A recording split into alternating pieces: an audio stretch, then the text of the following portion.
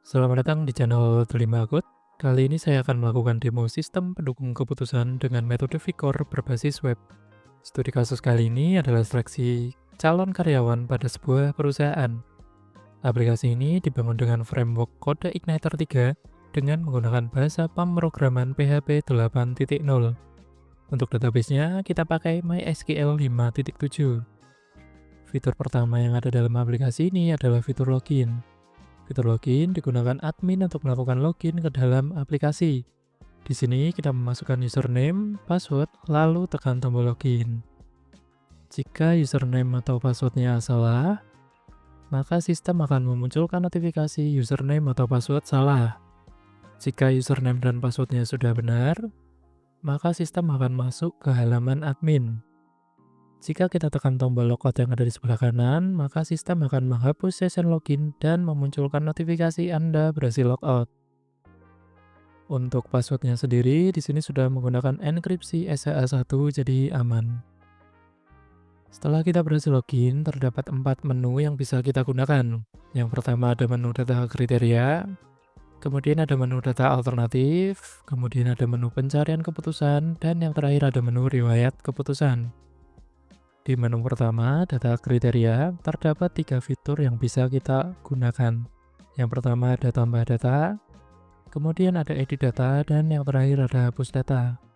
Dalam studi kasus kali ini, kita pakai 5 kriteria dengan semuanya bertipe benefit. Untuk menambah data kriteria baru, kita bisa isi form yang telah disediakan. Jadi contoh di sini kode terakhirnya adalah K5, maka kode berikutnya adalah K6. Namanya bisa kita random dulu, kemudian labelnya kita bisa isi benefit atau cost. Terakhir kita bisa isi bobot kriterianya, lalu kita tekan tombol tambah data.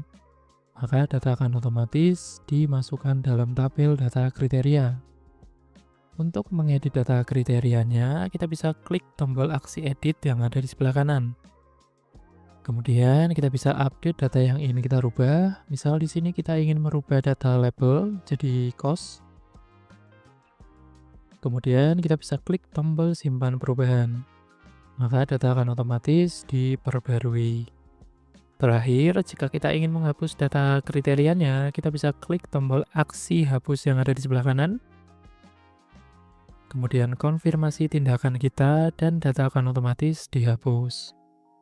Nah, pada saat setting data kriteria ini, kita harus memastikan bobot kriterianya itu jika dijumlahkan satu sama lain tidak lebih dari 1 atau tidak kurang dari 1. Jadi contoh di sini 0,2 tambah 0,2 tambah 0,2 tambah 0,2 tambah 0,15. Ini kalau dijumlahkan nilainya 1. Gimana kalau kita ternyata punya kriteria tambahan? Contoh di sini kita tambahkan kriteria ke-6.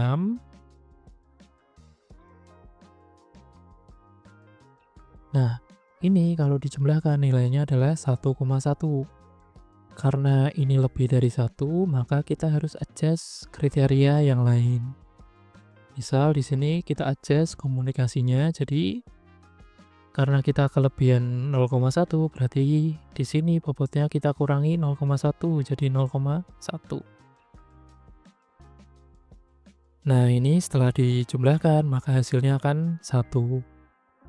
Seperti itu untuk mengatur data kriterianya. Jadi, bobot ini tidak boleh lebih dari 1 ataupun tidak boleh kurang dari 1, harus pas di angka 1. Selanjutnya, setelah kita men-setting data kriteria, kita setting data alternatifnya. Data alternatif adalah data objek yang akan kita nilai. Dalam studi kasus kali ini, data alternatifnya adalah data calon karyawan dengan isi kode, nama, nomor telepon, alamat, dan penilaian alternatif terhadap kriterianya. Untuk menambah data alternatif, kita bisa klik tombol tambah data, kemudian kita bisa isi form tambah datanya. Contoh di sini kode terakhirnya adalah P25, berarti kode berikutnya adalah P26. Kemudian namanya kita bisa random dulu, nomor teleponnya kita bisa random dulu aja.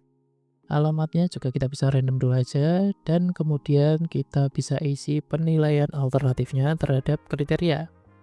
Nah, penilaian alternatif terhadap kriteria dalam studi kasus ini menggunakan subkriteria dengan format skala ordinal 1-4, mulai dari kurang sampai dengan sangat baik. Jadi contoh di sini kita nilai kemampuan teknisnya cukup, komunikasinya baik, pengalamannya cukup, kedisiplinannya baik, dan kerja timnya kurang. Selanjutnya kita bisa klik tombol simpan, maka data akan otomatis ditambahkan ke tabel data alternatif. Nah, di sini kenapa ada 5 baris? Karena data alternatif dalam sistem ini tidak bisa berdiri sendiri. Dia harus berdiri sesuai jumlah kriteria yang ada dalam sistem.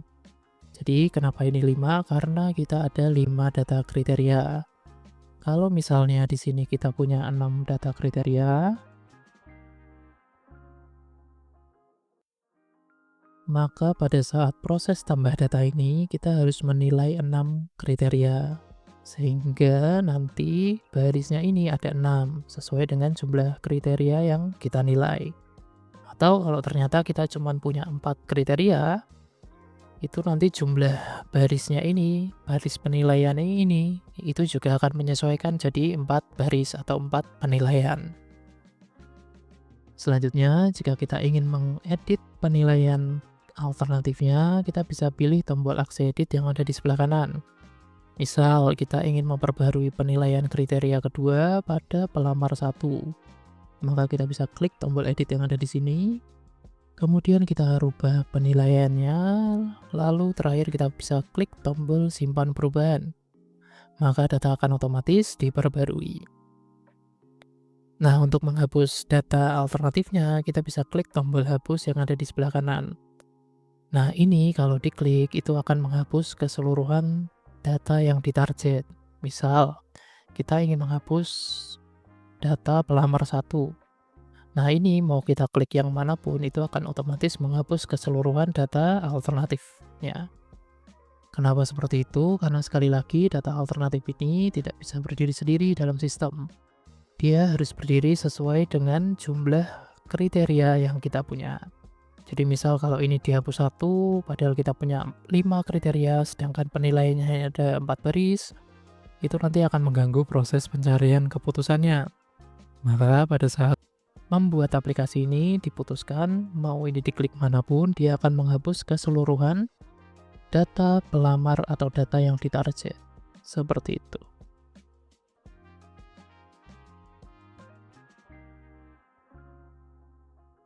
Selanjutnya, jika admin ingin menghapus keseluruhan data atau ingin mengedit keseluruhan data, itu tidak perlu dilakukan satu persatu. Bisa langsung klik tombol run gate, maka data akan otomatis dikosongkan. Nah, untuk menambahkan datanya, itu juga tidak perlu ditambah satu persatu.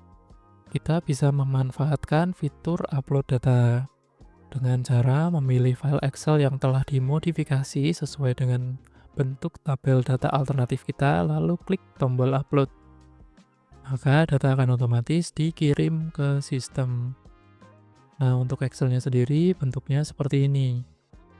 Jadi ada kode, nama, nomor telepon, alamat, dan penilaian alternatif terhadap kriterianya. Nah, ini kan ada 5 penilaian nih. Gimana kalau ternyata kita punya 7 kriteria? Kriteria tambahannya itu nanti bisa langsung ditambahkan ke kolom berikutnya. Misal kita punya 7 ya kita tambah 2, misal kita punya 10 ya kita tambah 5. Tergantung dari studi kasus atau kondisi lapangan kalian, kalian bisa sesuaikan aja jumlah kriteria yang ingin kalian gunakan. Tuh, atau misalnya di sini hanya ada 3 kriteria, kalian bisa hapus saja yang ada di sini. Seperti itu. Jadi di sini fleksibel banget. Bisa tambah kriteria sebanyak apapun dan bisa tambah data alternatif sebanyak apapun. Seperti itu. Selanjutnya, setelah kita men-setting data kriteria dan data alternatifnya, kita masuk ke menu utama dari aplikasi ini, yaitu menu pencarian keputusan. Dalam aplikasi ini, pencarian keputusan dilakukan dengan metode VCOR. Hasil seleksi ditampilkan dalam format perankingan dengan nilai key sebagai dasar perankingan. Terdapat fitur simpan yang dapat digunakan admin untuk menyimpan hasil keputusan. Nah, dalam menu pencarian keputusan ini sendiri juga terdapat tab panel yang berfungsi untuk menampilkan langkah-langkah perhitungan seleksi dengan metode VIKOR. Jadi di sini ada tab data kriteria, data alternatif, normalisasi, sampai dengan tab perankingan. Nah, jika kita klik tombol simpan hasil ini, maka data akan dikirim ke menu terakhir, yaitu menu riwayat keputusan. Nah, menu riwayat keputusan ini adalah menu yang digunakan admin untuk melihat hasil seleksi yang sebelumnya telah disimpan saat melakukan aktivitas pencarian keputusan. Jadi, kalau kita hanya melakukan pencarian keputusan tanpa menyimpan hasilnya, data tidak akan disimpan dalam menu riwayat keputusan. Tapi kalau kita klik tombol simpan hasil ini, maka data akan dikirim ke menu riwayat keputusan. Nah, ini diurutkan dari yang terkecil sampai yang terbesar sesuai dengan alur atau ke alur atau setting atau apa ya, pedoman dari algoritma VIKOR seperti itu. Nah, demikian demo aplikasi kali ini. Untuk kelebihan aplikasi ini adalah sistemnya sudah modular dan dinamis. Jadi kalian bisa tambahkan data kriteria sebanyak apapun, kalian juga bisa tambahkan data alternatif sebanyak apapun yang kalian mau. Selanjutnya, coding yang dibangun pun juga sudah clean. Bisa dilihat sendiri, di sini tidak ada error sama sekali. Ini membuat aplikasi ini dapat melakukan aktivitas pencarian keputusan dengan maksimal. Bahkan jika nanti kalian punya 100 data alternatif atau punya data kriteria yang lebih kompleks, ini sistem akan tetap bisa perform dengan baik pada saat melakukan aktivitas pencarian keputusan. Terakhir, aplikasi ini juga sudah ditambahkan file Docker. Jadi untuk kalian yang terbiasa bermain Docker, kalian tinggal Docker Compose up, kemudian import database-nya, maka aplikasi akan langsung bisa digunakan. Seperti itu. Nah, untuk kekurangan aplikasi ini sendiri, yang pertama adalah tampilan mobilenya masih kurang rapi. Karena aplikasi ini dibangun berbasis web, maka kita mengabaikan tampilan mobilenya. Jadi itu menjadi salah satu kekurangan dari aplikasi ini. Kemudian untuk pengolahan datanya pun kita masih sangat ketat, karena sekali lagi, aplikasi ini dibangun dengan menggunakan algoritma. Contoh, pada saat pengaturan data kriteria, kita harus memastikan betul bobot ini ketika dijumlahkan satu sama lain itu tidak lebih dari 1. Jadi meskipun kita punya banyak sekali kriteria, kita bisa tambahkan kriteria sebanyak apapun yang kita mau, kita tetap perlu memperhatikan bobot-bobot dari masing-masing kriterianya agar tidak lebih dari 1 ataupun tidak kurang dari 1. Kenapa? Karena ini nanti akan mengganggu proses pencarian keputusannya. Kemudian pada saat men-setting data alternatifnya, ini pun juga harus linear dengan data kriterianya. Jadi misal kita tambahkan kriteria baru, kita punya 8 kriteria. Di sini kita hanya punya 5 penilaian. Maka di sini kita harus men-truncate datanya.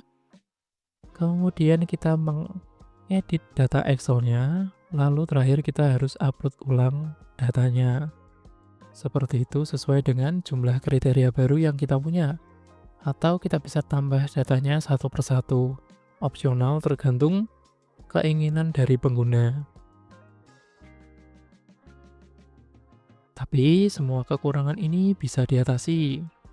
Ini adalah versi base modelnya. Kalau kalian ingin custom, tinggal WA saja, linknya ada di deskripsi. Jadi kalian bisa tambah menu atau edit fitur atau ingin mengubah tampilannya itu bisa. Pokoknya tinggal WhatsApp aja. Sekian demo kali ini, Daily Code pamit.